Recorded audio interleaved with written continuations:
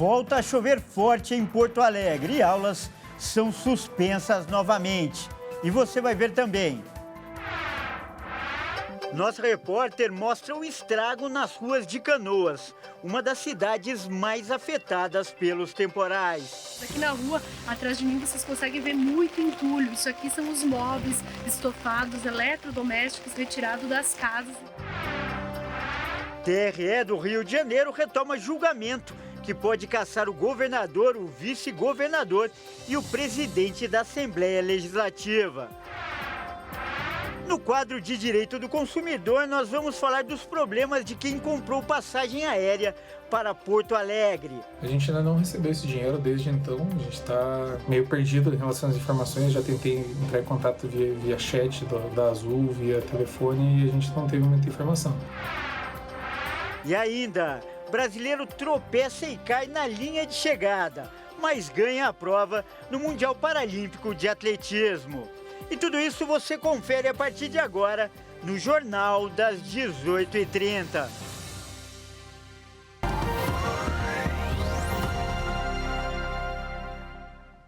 Olá, seja muito bem-vindo. Nós estamos ao vivo, são 18h33 pelo horário de Brasília. Eu sou o Kleber Werneck e a partir de agora você confere comigo as notícias do Brasil e do mundo desta quinta-feira. E como estava previsto, as fortes chuvas retornaram em Porto Alegre nesta quinta-feira. E em 12 horas, choveu o esperado para o mês todo. O prefeito da capital gaúcha, Sebastião Melo, anunciou 2 medidas emergenciais. As aulas foram suspensas na rede pública e privada e as comportas foram fechadas. Com a chuva retornando com força em Porto Alegre nesta quinta-feira, diferentes regiões da capital começaram a alagar novamente, mesmo com a baixa do Guaíba. De acordo com a última medição, o lago chegou a 3,92 metros, abaixo dos mais 4 metros em que se manteve por quase um mês. Em alguns pontos da região, a água chegou na altura do joelho e algumas pessoas saíram de casa com medo do que pode acontecer. O fechamento das comportas deve ocorrer devido às chuvas que caem no interior do estado e provocam cheias nos rios que desembocam no Guaíba, podendo elevar o nível do lado de 40 a 60 centímetros, segundo o prefeito e o diretor do Departamento de Água e Esgoto, Maurício Loss. A abertura das comportas é uma medida certeira, já que ajuda no escoamento da água. De acordo com Loss, a perspectiva é que a água estabilize no ponto em que está, principalmente nos bairros Menino Deus e Centro Histórico, em Porto Alegre, e depois deve iniciar um recuo. Desde o último boletim divulgado pela Defesa Civil do Rio Grande do Sul, o número de mortos nas enchentes subiu. Agora, são 163. Já são 468 municípios atingidos em todo o estado e mais de 2.300.000 pessoas afetadas, o que equivale a 20% de toda a população. E a nossa repórter, a Kátia Fantin, percorreu hoje as ruas de Canoas, que, aliás, foi uma das cidades mais afetadas pelas enchentes no Rio Grande do Sul. E olha só, ela registrou o estrago deixado pelos temporais. Vamos ver. Olá a todos, eu falo aqui de Canoas, no Rio Grande do Sul, uma cidade na qual nós temos mostrado nos últimos dias como ela tem ficado após essa enchente que atingiu aquele estado. Eu falo nesse momento do bairro São Luís, nessa quinta-feira ainda chove muito, e infelizmente a previsão ainda é de chuva para amanhã também, o que tem afetado muito o serviço de limpeza. Como a água começou a baixar, estava sendo iniciado o serviço de limpeza. Aqui na rua, atrás de mim, vocês conseguem ver muito entulho. Isso aqui são os móveis estofados, eletrodomésticos retirados das casas, então, que foram atingidas por essa água. A prefeitura, os serviços da cidade de limpeza começaram e pediram para que as pessoas colocassem, então, esse entulho na calçada para que fosse recolhido. Hoje, com essa chuva, tem atrapalhado muito a limpeza que as pessoas começaram a fazer nas casas delas, mas a gente tem começado esse trabalho aqui no estado de limpeza, de retirada de tudo que foi perdido dentro das casas. Infelizmente, o que tem atrapalhado muito é essa chuva. E hoje eu trago para vocês, então, mais um pouquinho de como está atualmente aqui as cidades do nosso estado do Rio Grande do Sul, atingida por essas chuvas dos últimos dias. E olha só, agora nós vamos falar ao vivo com a Kátia Fantin, que está lá no Rio Grande do Sul e vai atualizar as informações. Boa noite, Kátia. E aí, parou de chover por aí? Como está a situação neste momento? Seja bem-vinda aqui ao Jornal das 18h30. Boa noite, Kleber. Boa noite a todos que nos acompanham pela RIT TV. Infelizmente, Kleber, não parou a chuva aqui no Rio Grande do Sul, principalmente em Porto Alegre, em toda a região metropolitana. A chuva segue intensa, não tem ventos, não tem temporal, mas a chuva não cessa. E por não cessar, a água não consegue escoar a tempo. A previsão é que a chuva ainda continue nessa madrugada e ainda siga nessa sexta-feira, o que tem prejudicado muito, como nós mostramos nas imagens agora há pouco, a cidade de Canoas.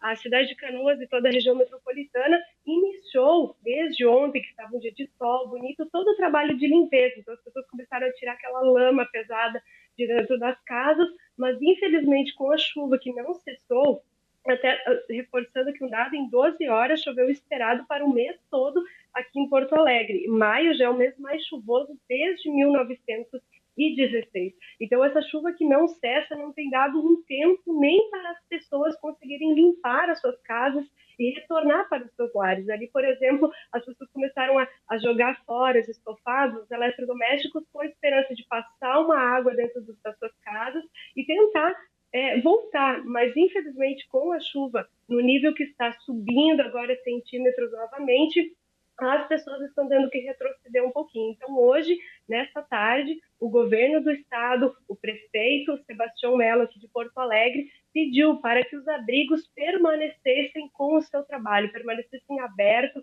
abrigando as pessoas, porque muitos, infelizmente, terão que retornar para dormir, ficar mais alguns dias nos abrigos até essa água baixar um pouco mais. Então, são notícias hoje também, como o prefeito falou, as aulas foram suspensas das redes públicas e privadas. É um trabalho que está sendo de formiguinha, de pouquinho a pouquinho, mas as pessoas elas estão esperançosas e o que aqui os gaúchos estão pedindo aqui no Rio Grande do Sul é para que as doações continuem chegando aqui para o estado, principalmente doações de itens de higiene e produtos de limpeza. Essas pessoas estão precisando muito para quando essa água baixar, limpar suas casas, e tem pessoas que não têm mais condições de comprar esses itens, esses materiais para limpar a casa, rodos, vassouras, baldes, panos. Então é um pedido que os gaúchos têm feito. Isso, Kleber, é um pouquinho da realidade aqui do estado, que tenta se reerguer e torce para que essa água cesse, para que as pessoas possam sim voltar aos seus lares, que é o que elas mais querem.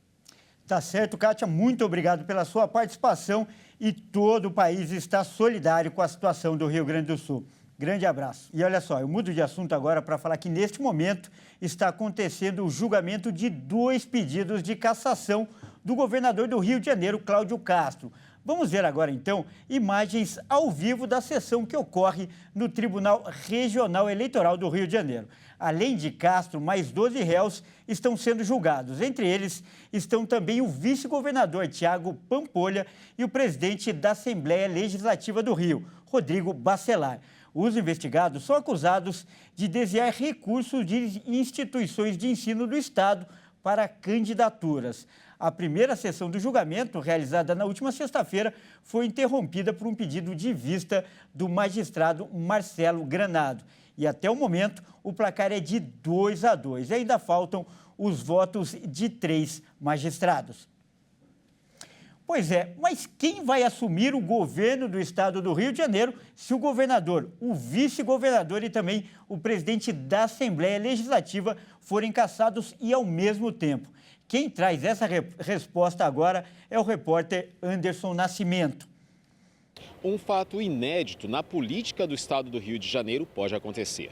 Pela primeira vez, uma decisão da Justiça Eleitoral pode derrubar o governador, o vice e o presidente da Assembleia Legislativa de uma única vez. Se o governador Cláudio Castro, o vice Tiago Pampolha e o presidente da Alerj, deputado Rodrigo Bacelar, forem cassados, o chefe do Poder Executivo do Rio será o presidente do Tribunal de Justiça do Rio. Atualmente, quem ocupa o cargo é o desembargador Ricardo Rodrigues Cardoso. Em dezembro de 2022, a Procuradoria Eleitoral entrou com uma ação contra o governador Cláudio Castro e mais 11 pessoas por abuso de poder político e econômico, através do desvio na Fundação Centro Estadual de Estatística, Pesquisas e Formação de Servidores Públicos do Rio de Janeiro, a CEPERJ, e na Universidade do Estado do Rio de Janeiro, a UERJ. A acusação alega que os desvios no CEPERJ aconteceram por meio de projetos como Esporte Presente, Casa do Trabalhador, RJ para Todos e Cultura para Todos. E na UERJ, por projetos como o Observatório Social da Operação Segurança Presente. O CEPERJ foi alvo de uma série de denúncias de pagamentos irregulares através do órgão. Segundo o Ministério Público, funcionários sacaram mais de 220 milhões de reais em espécie na boca do caixa. O esquema ficou conhecido como Folha de Pagamento Secreta, que contava com 27 mil cargos temporários no CEPERJ e 18 mil nomes na UERJ. O julgamento do caso retoma nesta quinta-feira e, em nota, os advogados de Cláudio Castro informaram que não foram apresentados elementos novos que sustentem as denúncias. Olha, e o presidente Lula disse hoje, em conversa com jornalistas, que a tendência é vetar a proposta que acaba com a isenção das importações de até $50. Caso a medida seja aprovada pelos parlamentares, o presidente Lula disse que vetaria a cobrança de imposto para compras de até $50. Mas ele destacou que cabe negociação sobre o tema com o Congresso, para que não prejudique quem tem o costume de realizar compras de baixo valor fora do país. Você tem as pessoas que viajam, que têm isenção de $500 no shopping, que tem mais isenção de $1.000, sabe, que não pagam. São gente de classe média, que tem uns 24 milhões de pessoas que podem viajar mais uma vez por mês no exterior. E como é que você vai proibir as pessoas pobres, meninas e moças que querem comprar uma bugiganga, um negócio de cabelo, um negócio... Eu, quando discuti, eu falei para o tua mulher compra, minha mulher compra, tua filha compra, a filha... E todo mundo compra. Chegou o presidente lá. A filha do Lira compra. Todo mundo compra. Então o que nós precisamos é tentar ver um jeito de não tentar ajudar um prejudicando o outro, mas tentar fazer uma coisa uniforme. Obrigado. Vamos disposto a conversar e encontrar uma saída. E veja a seguir, no quadro de Direito do Consumidor, nós vamos falar dos problemas de quem comprou passagem aérea para Porto Alegre. E ainda, brasileiro tropeça e cai na linha de chegada, mas ganha a prova no Mundial Paralímpico de Atletismo. Tudo isso você confere logo mais no Jornal das 18h30.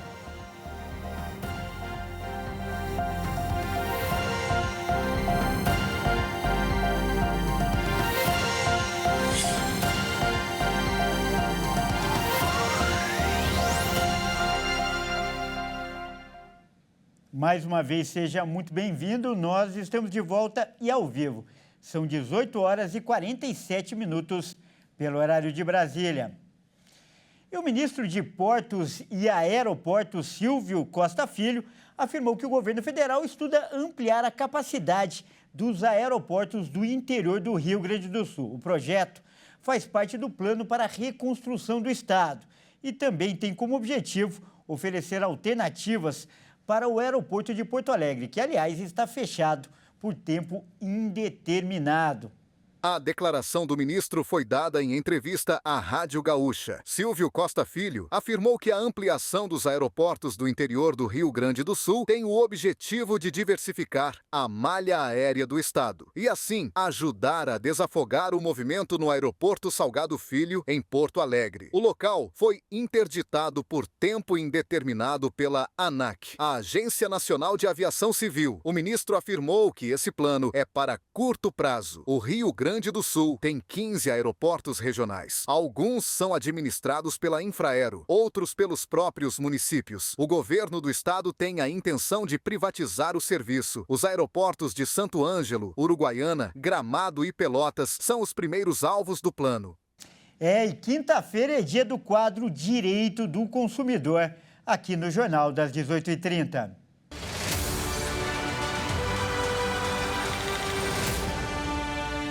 E olha só, o aeroporto de Porto Alegre, como a gente viu agora aí, né, está fechado por tempo indeterminado. E muitos consumidores que compraram passagens para o Rio Grande do Sul têm enfrentado problemas, como é o caso do publicitário Jorge Nogueira. Ele ia passar a lua de mel lá em Gramado.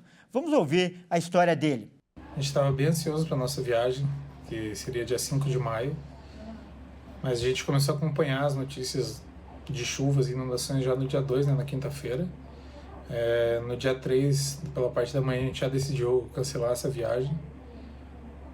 Entrei em contato com a Azul, que era a companhia aérea que a gente tinha comprado as passagens, e foi fácil o processo de pedir o reembolso das passagens, até porque o nosso voo tinha sofrido uma alteração de horário, então, por padrão, a gente já conseguiria pedir o reembolso e foi fácil esse processo.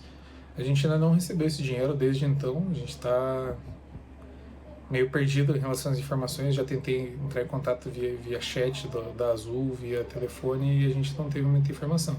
A gente está um pouco perdido. E em relação à viagem, a gente realmente precisou cancelar, né? A gente vai deixar para ir em outro momento para lá, mas até por medo de como estariam as coisas, a gente preferiu não ir nesse momento.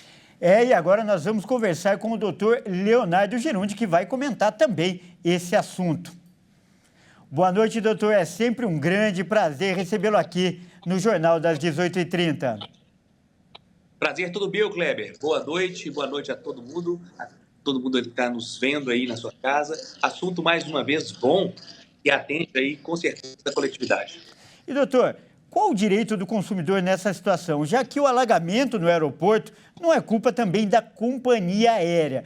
Quais os direitos de cada parte, então? É perfeita a sua pergunta, Kleber, porque você usou uma palavra que para nós do direito é muito importante. Você falou que não é culpa da companhia aérea. Existem alguns tipos de indenizações que a pessoa só paga ou restitui valores quando tem a comprovação de culpa, que não é o caso em relação às companhias aéreas.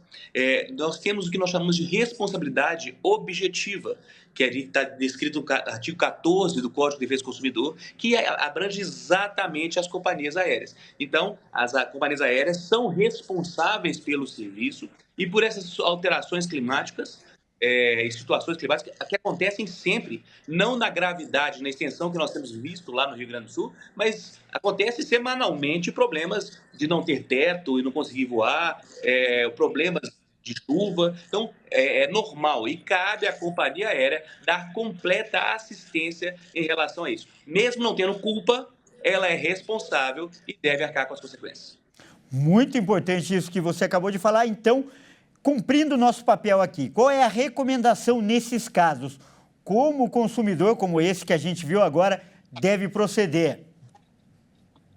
Nós vamos falar para todos os tipos de casos de avião, principalmente as questões climáticas. Com 1 hora de atraso, você tem que ser comunicado. Obrigatoriamente, você tem que ser comunicado. Com 2 horas de atraso, você tem direito a receber a alimentação, um voucher para você comer ali no aeroporto. Acima de 4 horas de atraso, você tem direito a ter ali um voucher, uma hospedagem.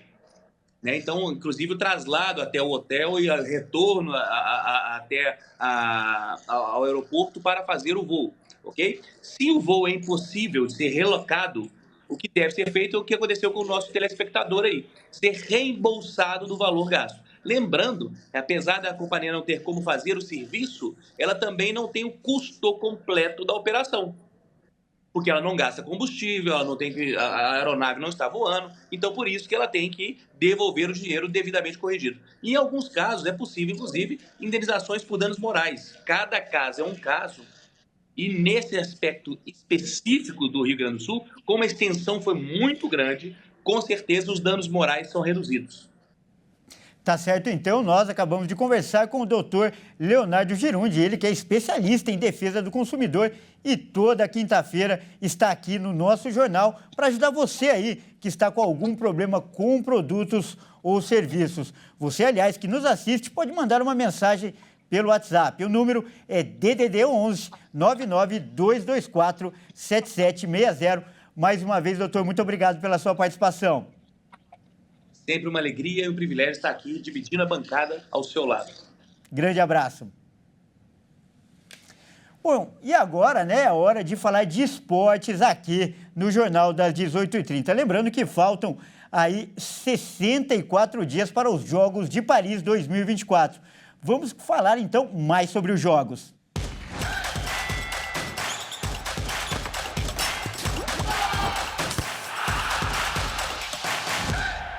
E quem traz as informações hoje é o Fernando Jesus. Boa noite, Fernando. Aliás, Fernando, o Brasil ganhou uma medalha de ouro no Mundial Paralímpico, que teve uma corrida pra lá de polêmica com o final. Conta pra gente, Fernando. Boa noite, Kleber, e a todos que nos assistem. É isso mesmo. O Brasil ganhou medalha de ouro na prova para deficientes intelectuais. Porém, essa medalha veio com um gostinho de polêmica. Vamos conferir. Na manhã desta quinta-feira, após correr os 400 metros em 47 segundos, Samuel Conceição ficou em primeiro lugar na prova para deficientes intelectuais. Mas o brasileiro tropeçou e cruzou a linha de chegada caído. A equipe da Malásia entrou com um recurso, questionando a vitória de Samuel, pois, segundo os malaios, o brasileiro tocou indevidamente no seu atleta Norasme, que ficou com bronze na competição. Recordista mundial, Samuel assumiu a liderança da prova nos 50 metros finais, tropeçou e cruzou a linha de chegada com o corpo caído no chão. A decisão sobre o vencedor saiu no photo finish. Olha, Fernando, em pé ou caído, o importante é que ele ganhou e levou o ouro, né, Fernando? É verdade, Kleber. Como diz o ditado, é preciso cair para alcançar a vitória. Eu fico por aqui, Kleber. Amanhã eu volto com mais informações. É com você e grande abraço. Muito obrigado, Fernando. Até mais.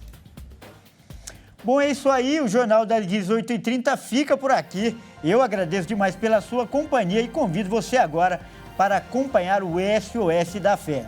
Ótima noite e até amanhã.